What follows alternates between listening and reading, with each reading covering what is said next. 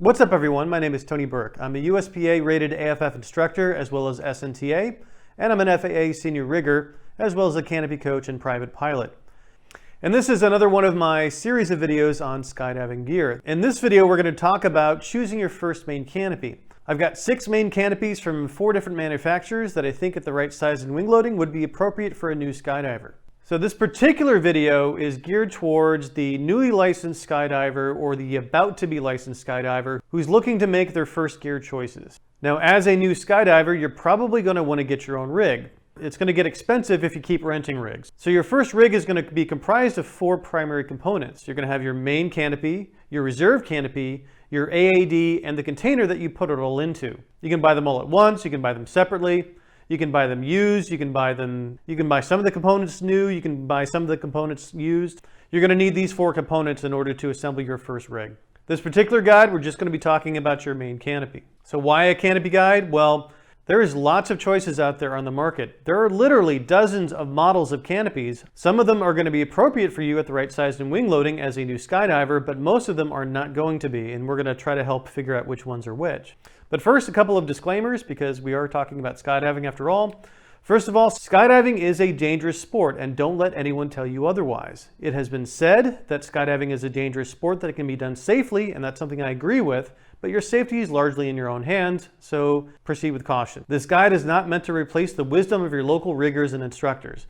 If anything that I say contradicts anything that they say, I would defer to them, especially because they know you better than I do. This guide is meant to help you select an appropriate parachute as a new skydiver. But keep in mind, you can get yourself hurt or even worse under any canopy, even student canopies.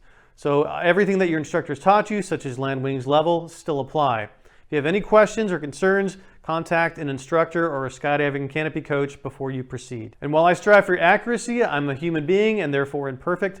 If you think that anything that I've said in this guide is wrong, please let me know in the comments. And finally, one more disclaimer. In these videos, I try to be as vendor neutral as possible. I'll select multiple vendors and recommend multiple different vendors and multiple models from vendors when appropriate. I've not been paid by any of the vendors in this video. There may be cases where I don't recommend a vendor because of customer service issues or whatever. But in my opinion, that's in the best interest of the consumer. Generally speaking, and depending on who you talk to, you can categorize all of the available main canopies available on the skydiving market into one of 5 different categories. The first category is the student canopy. So these are the canopies that you jump when you're doing your AFF or similar program, static line, whatever it is, and then probably also early into coaching. Then you have your beginner canopies. So these are models that are designed to be very docile and very forgiving, maybe a little bit sportier than student canopies, and the wing loading is going to be a little bit higher, but it's going to be 1.0 wing loading or less for when you start out, and 170 square feet or larger when you start out, regardless of wing loading, and we'll talk about why that's the case. As you get a little bit more experience as a skydiver, you can go up a little bit in terms of wing loading, but not much more than 1.0. Probably about 1.1, maybe just a hair more than that, depending on what you had for breakfast that morning. Next, we have the intermediate canopies. So these are canopies that wing loading goes up. Also, the designs can be a little bit more aggressive. They're more prone to turning, they're more responsive, and they're less forgiving of things like flare timing. And they tend to have longer recovery arcs as well. Then we have the expert canopies. So these are canopies to be flown by expert canopy pilots only.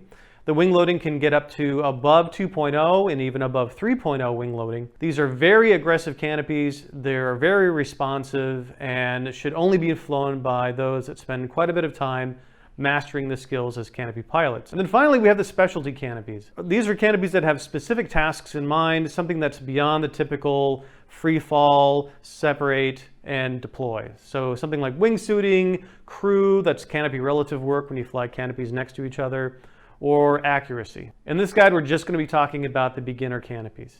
There are a number of canopies that are appropriate at the right size and wing loading for new skydivers on the market, and here's 6 of them from 4 different vendors. You'll notice they're available in many different sizes, and the sizes always don't match up. Sometimes one vendor will have one set of sizes and a different vendor will have a different set of sizes. But generally speaking, they're available in a wide variety of sizes. As a newly licensed skydiver, you're going to be concentrating on the canopies that are about 170 square feet or larger. You probably noticed that there's a couple of these that have slightly less than 170 square feet in terms of size, like the Pilot 7, which is available at 167 square feet. There's a couple at 169 square feet, etc. you can consider these 170 square feet canopies for the purposes of this video. So requirements for a beginner skydiver for the first main canopy. It should be 170 square feet or higher. 167 square feet is okay, like we just talked about.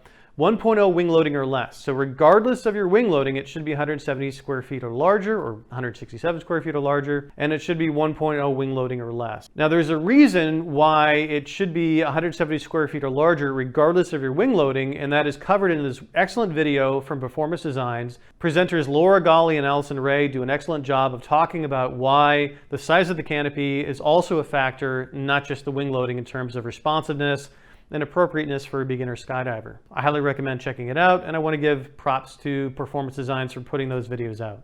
Another thing is it has to be a beginner platform. So there's a couple of platforms that are designed for beginners. Now, once you get a little bit more experience beyond just getting your A license, you can start to increase your wing loading if you want to. Now, you don't have to increase your wing loading.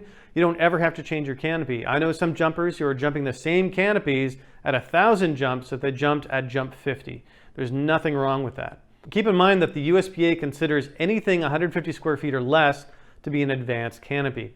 And that's for the same reasons that Laura Golly and Allison Ray talk about, in terms of the canopy size also factors into the equation in terms of how responsive a canopy is, because the interior volume of the cells is less and the lines are shorter and more responsive. Now I've got another video that covers how we talk about canopy flight characteristics in more detail. I'm going to link it up here, but suffice it to say, describing the way that canopies fly is a little bit difficult because a lot of it is subjective and qualitative instead of objective and quantitative. And we generally don't have good ways to measure things like flare power, responsiveness, and opening characteristics. It's all very subjective and open to interpretation. Reasonable people can disagree what makes a good opening versus a bad opening, etc. But generally speaking, in this guide, we're just going to be talking about three flight characteristics. One is responsiveness. There's not a whole lot of difference between responsiveness between one canopy and another at these wing loadings. All the canopies that I'm going to mention are going to have appropriate handling characteristics, are going to have appropriate responsiveness for a beginner skydiver at the right size and wing loading. Flare power is another thing that we have no way to quantitatively measure. So it's kind of, this has good flare, this has okay flare, this has bad flare, etc. So all of the ones that we're going to discuss in this video are going to have sufficient flare to get the job done. Some canopies might have a little bit better flare than others, but all the ones listed in this video are going to have enough flare power to work with for beginners. And then finally, opening characteristics. While there's some variation amongst the different products and every opening is unique anyway, all of the canopies that we're going to talk about are going to have appropriate opening characteristics for a new skydiver. All right, now let's talk about the actual canopies on the list. Now, this is not the entire list of beginner canopies, but this is a list of canopies that at the right wing loading and size would be generally appropriate for any beginning skydiver. So why did I pick these particular canopies? Well, there's a couple of criteria that really narrowed it down and made the list smaller than all of the available ones that are marketed towards beginners. So number one, these are the most common canopies that you're going to see out there. If you buy a canopy new and it comes time to sell that canopy, you're going to have an easier time selling it on the used market. And if you're going to buy used for your first canopy, which is probably a good idea, it's going to be easier to find these on the used market. The companies that we're going to discuss are generally known to be good to work with. They have good reputations. They're well established. Now, each experience that any consumer has with these companies is going to be unique. After all, skydiving is not a very high volume business. But generally speaking, these companies have good reputations. Unfortunately, there are some companies that I could not include on this list that have very fine canopies, but the customer service is so lacking that I just could not in good conscience add them to this list. And in terms of dealing with these companies, your mileage may vary, of course. I also kept the list small just to make it easier to choose. Sometimes we can suffer from the curse of choice. Having too many options makes it very difficult to narrow something down. So I kept the list small just to make it more manageable. So if someone has recommended a canopy to you, or you see a canopy that might be appropriate for a new skydiver at the right size and wing loading, does that mean that because it's not on this list, it's not an appropriate canopy for you? Absolutely not. These are the canopies that made my personal list as being good for new skydivers. If someone has recommended a canopy and you trust their judgment and you trust their qualifications, it's a good deal, then by all means go for it. But do be a smart consumer. Do your research, talk to experienced instructors, talk to experienced riggers. So the companies that we're going to be talking about in no particular order, we have Aerodyne, we have Performance Designs, we have NZ Aerosports, and then we have a different company called Icarus World, used to be Icarus Spain. We'll talk about some of the confusion with the Icarus term a little bit later. So first off, we have two different canopies from Performance Designs. Performance Designs, probably more than any of the vendors that we're going to be talking about, have the widest variety of canopies. Some of them are going to be appropriate for new skydivers at the right size and wing loading, but most of them are not.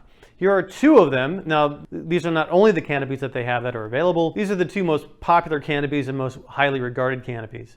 And they really do represent two extremes of the canopies that are available for new skydivers at the right size and wing loading. Hey everyone, Future Tony here. So I recorded this video a few months ago, and since then, Performance Designs has released the Sabre 3. I did not know about the Sabre 3 when I recorded the video because of course it hadn't been released yet. I'm not including it in the list just yet because I haven't had a chance to jump it, and the people that I know and trust in terms of their judgment about canopies haven't had a chance to jump it and tell me what it's like. I have no reason to believe that it won't be a great canopy for beginner skydivers at the right size and wing loading, but I just haven't jumped it, and my friends haven't jumped it, people I trust haven't jumped it. So I don't want to discourage anyone from giving it a try, but I'm just not adding it at this point into this list. Probably at some time in the future, I'm going to do an update to this video. At some point, I'll have an update to this video, and I hope to include the Sabre 3 in that list. But at this point, I'm just not adding it to the list. I'm just letting you know, though, that there is a new Sabre 3 from Performance Designs. It is marketed towards beginners at the right size and wing loading. I haven't jumped it, my friends haven't jumped it, people I trust haven't jumped it, so I just can't, in good conscience, give it a good recommendation. But again, I have no reason to believe that it's not. Performance Designs is a good company, and they make good parachutes. So just wanted to let you know why it's not in this list here. I'm not putting it in the list yet until I've been able to jump it, or people that I trust have been able to jump it.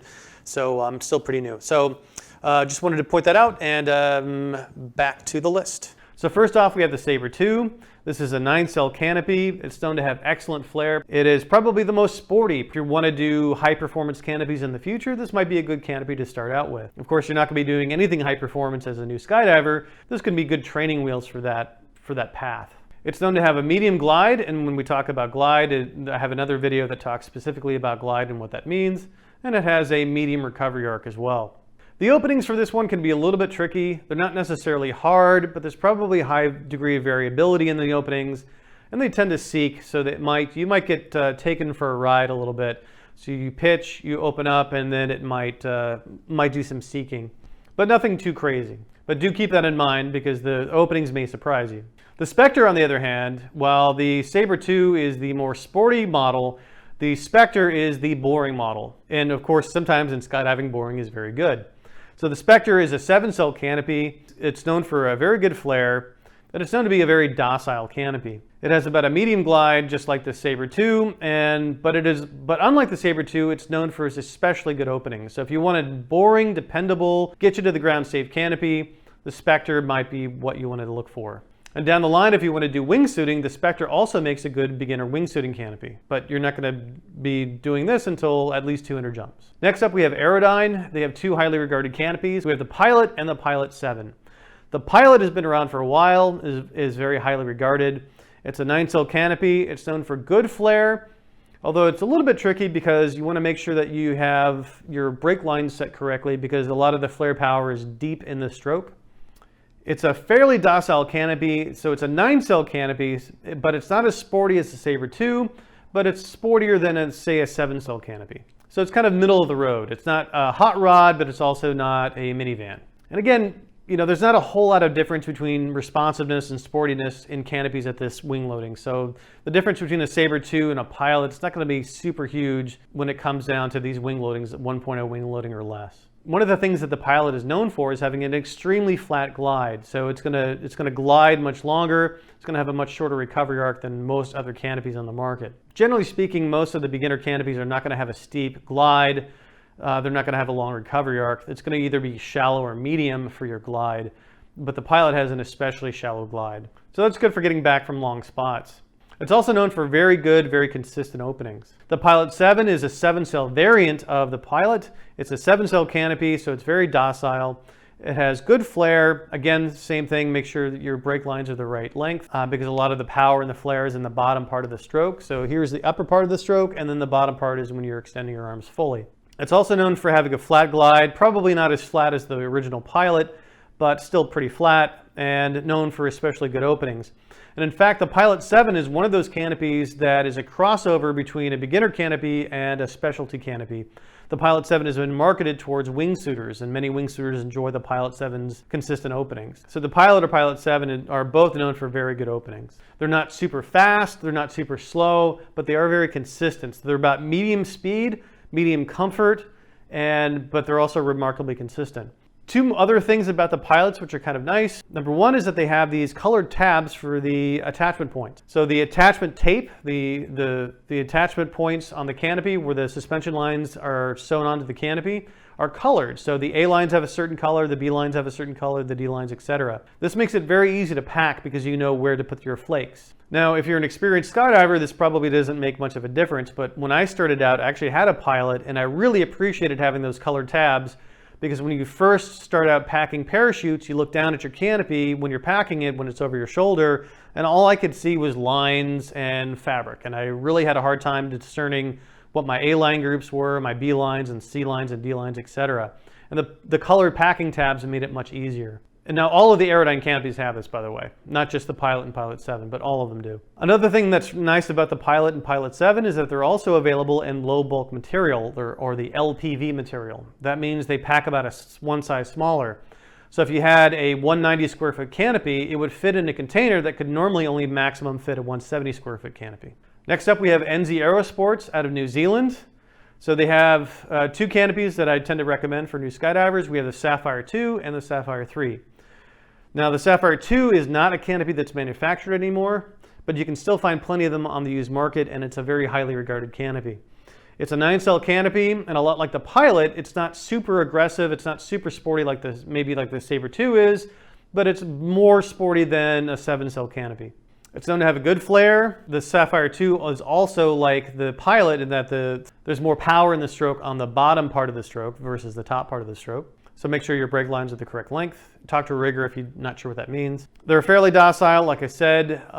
They're more sporty than a 7-cell, but not quite as sporty as a Sabre 2. They have very, very soft openings. So if you're a jumper, maybe someone who's gotten up in age, or maybe you have some neck issues or back issues, if you need to have soft openings, then the Sapphire 2 tends to be what I recommend, because they're known to have very snivelly, very soft openings.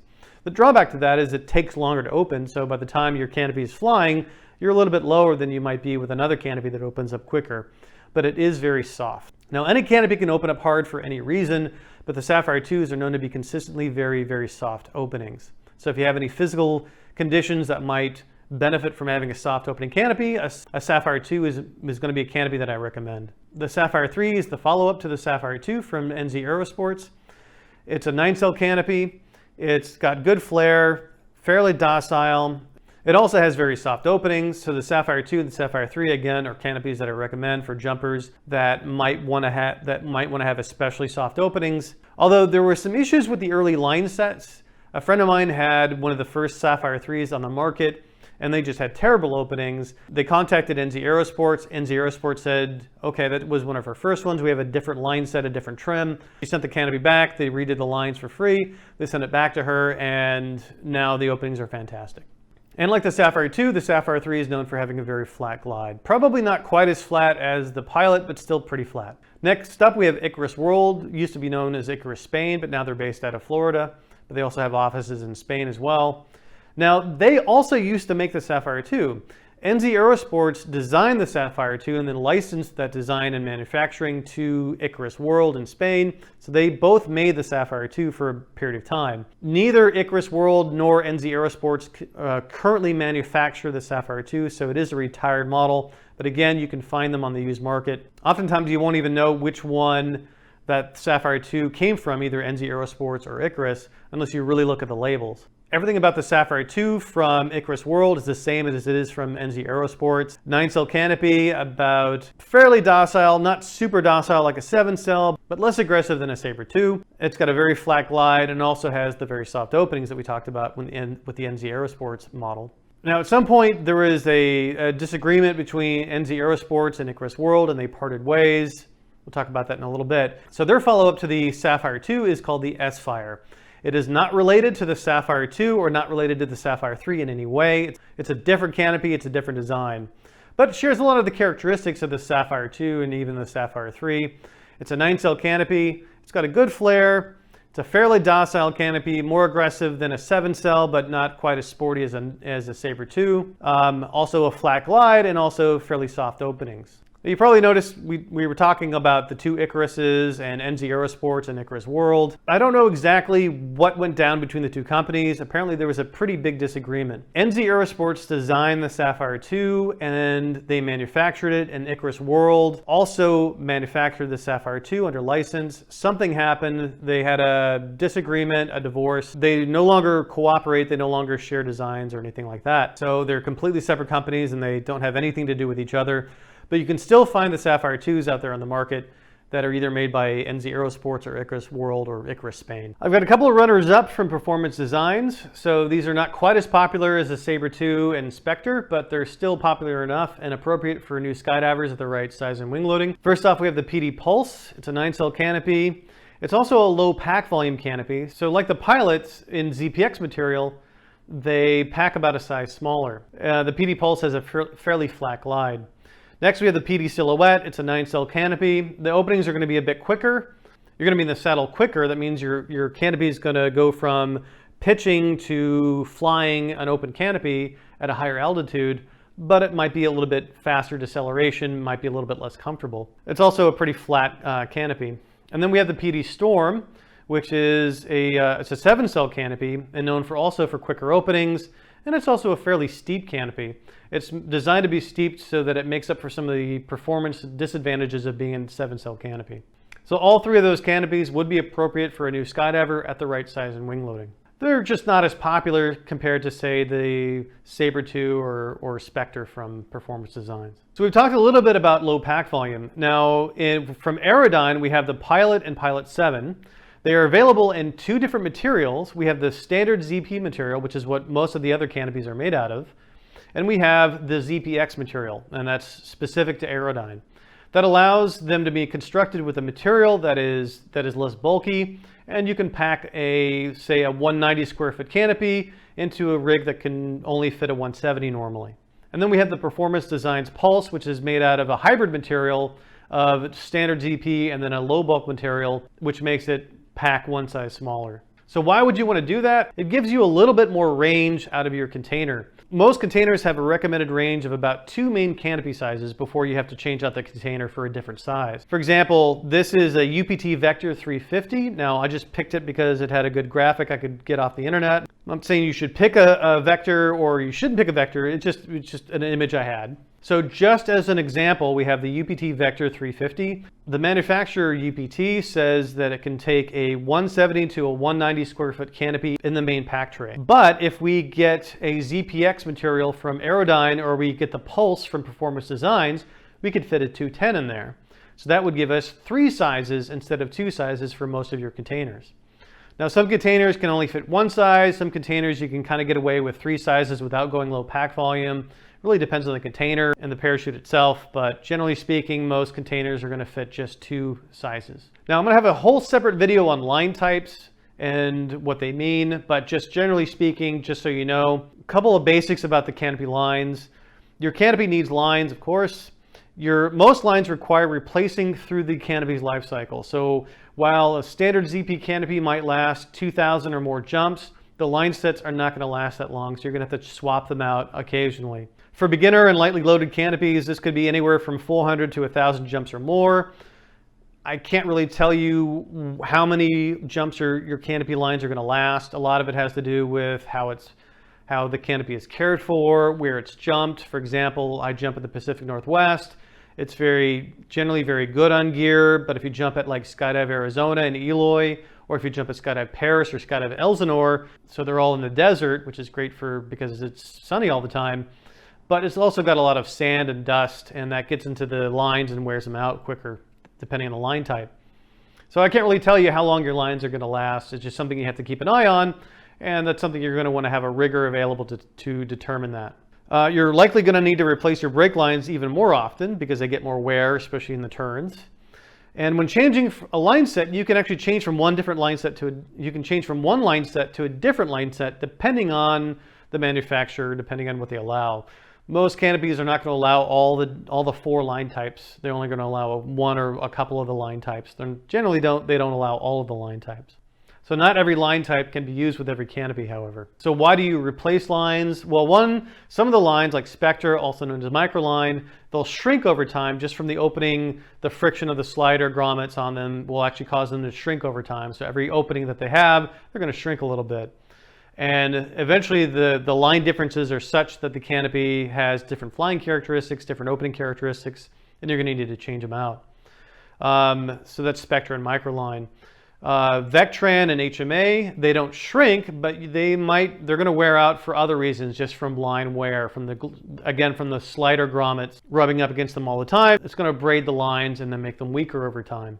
Although there are some line types, such as Dacron, that you may never have to change throughout the life cycle of your canopy. So it sounds great, of course, but Dacron also is a much bulkier line, and it may end up making the pack size about a size larger than you would normally have. So if you had a 190 square foot canopy and you lined it with Dacron, or you got it with Dacron lines, it might pack like a 210. Now there's a couple of canopies that I recommend avoiding for all new jumpers, and we're going to talk about why. So the number one canopy that I tend to run across in terms of people saying, hey, is this a good canopy to jump, is the original Sabre from Performance Designs, also known as the Sabre 1. It is a canopy that I recommend never jumping unless you do something about the slider. So the original slider on the PD Sabre was flawed. There was something wrong with it, something aerodynamically wrong. I've heard different things, like maybe the aspect ratio was too high and it was too rectangular, and it would tend to flag into the wind, and it would be just like jumping without a slider. You know, as a new skydiver, you may not be aware, but your slider is a critical part of your canopy. It slows down the opening so that we don't get what's called bottom skin inflation, which is when the bottom skin catches air and then instantly inflates, and that's a rapid, painful deceleration. You want the slider to choke the canopy off a little bit and let the canopy open up over time, which provides you a much kinder, gentler deceleration. And there was something wrong with the original Performance Design slider. It tended to affect the larger models, which is what new skydivers tend to get. So the like 150s, 170s, 190s, 210s, etc. Now, if the slider has been addressed, and there's a couple of ways you can address the slider issue.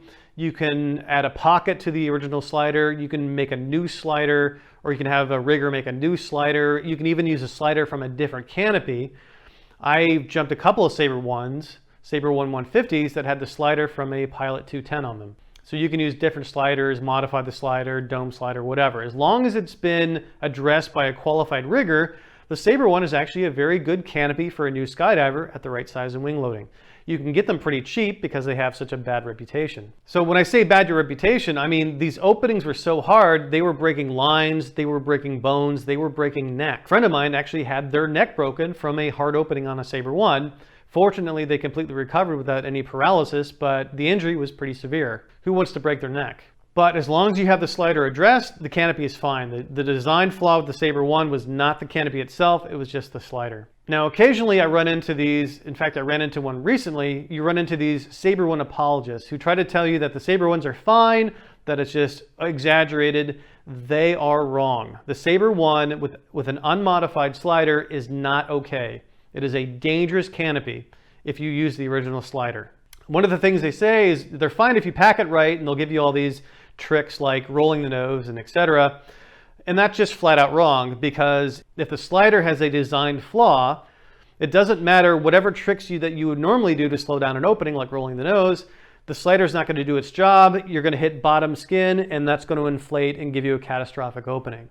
So packing techniques do not fix a flawed slider. So packing techniques will have zero effect on the opening if the slider doesn't do its job, and that was the problem with the Sabre 1s. The slider wasn't doing its job. And also, you might go 300 jumps without having any issues. You just might have uncomfortable openings, and then bam, you have the neck breaker, which is actually what happened to my friend. They had bad openings, but they were never so bad that anything broke until that one opening.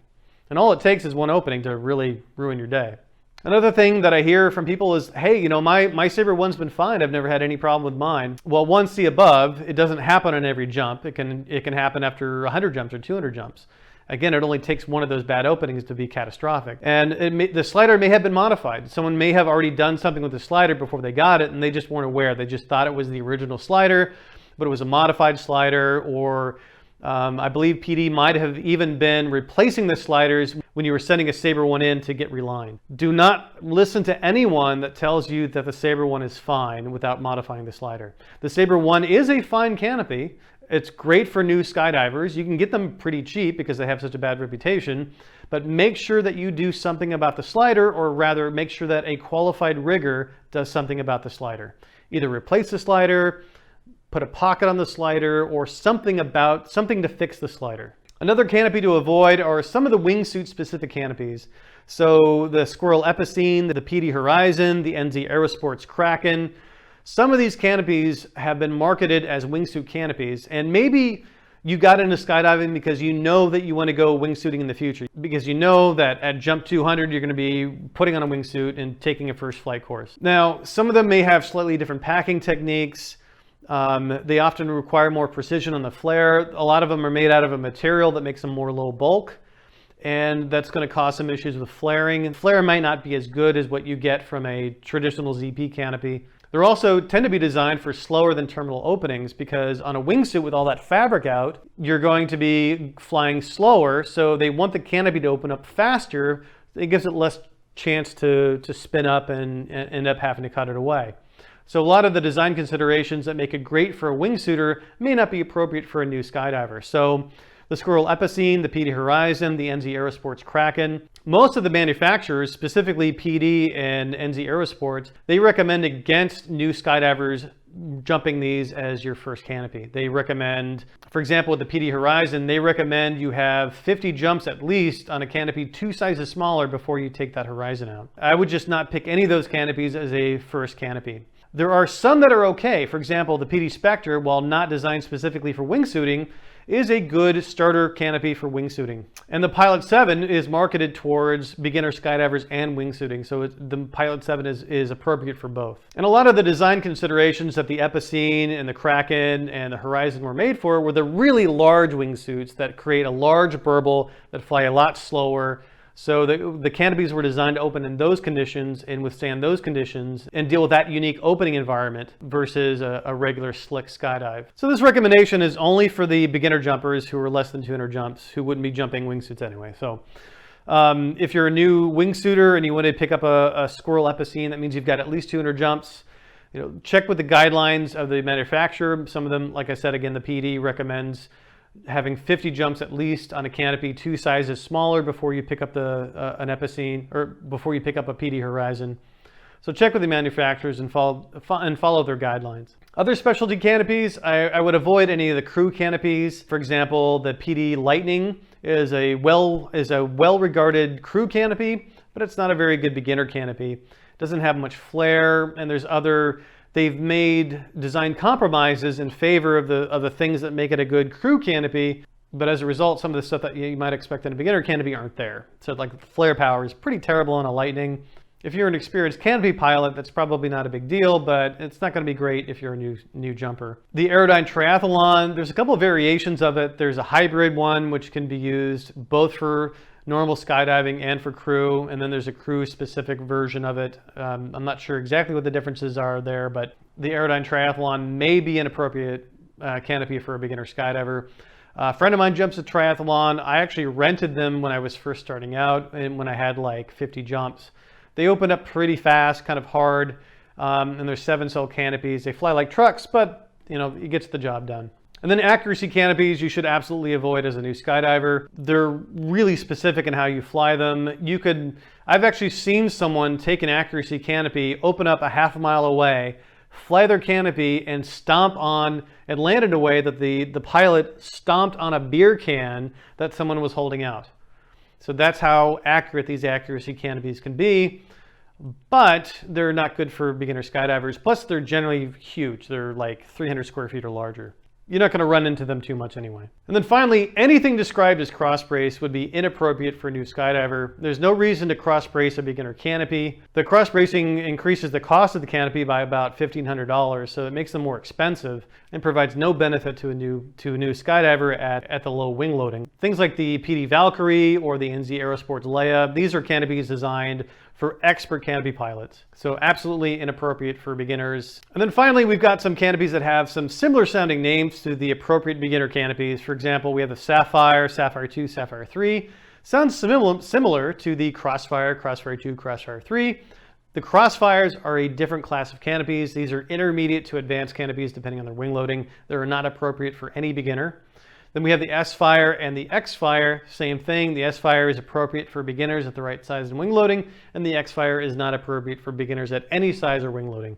So just keep that in mind as well. So thank you for watching this video. I hope you found it useful. Please let me know if you have any questions or comments down below. And again, my name is Tony Burke, and thank you for watching.